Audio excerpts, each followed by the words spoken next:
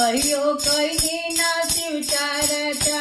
कंकरा चुनी चुनी महला बनावली, कंकरा चुनी चुनी महला बनावली। महला के मलकिनिया हमर पतोहिया हो, कहियो कैली ना शिव चर्चा। महला के मलकिन हमर पतोहिया हो, कहियो कैली ना शिव चर्चा।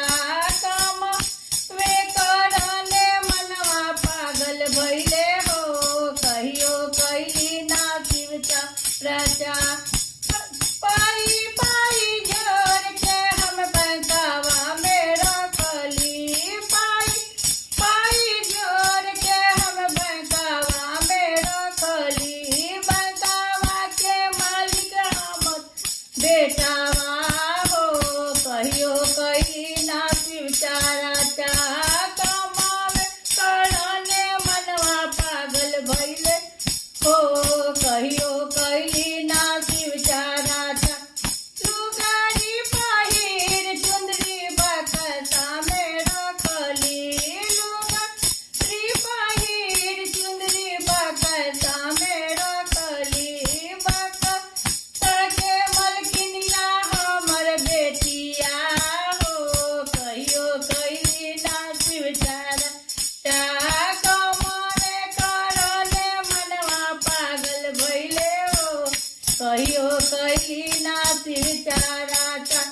झूठे साचे बोल हम धनवा बिटोरली, साचे बोल हम धनवा बिटोरली।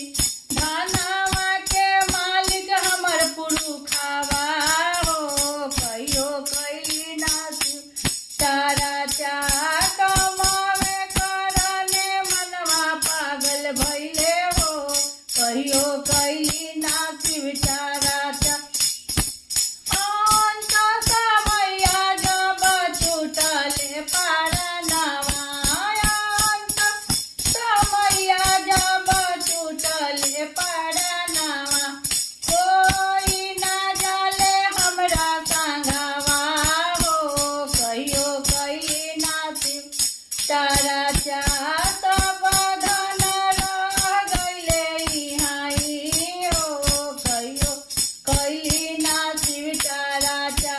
कमावे करने मनवा पागल भइले हो, कहियो कैली ना शिव चर्चा।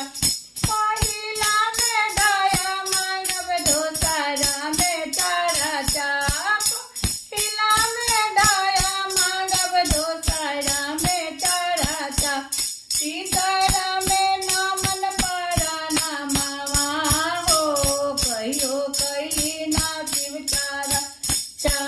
कमावे करने मनवा पागल भइले हो, कहियो कैली ना शिव चर्चा। जय हर हर महादेव।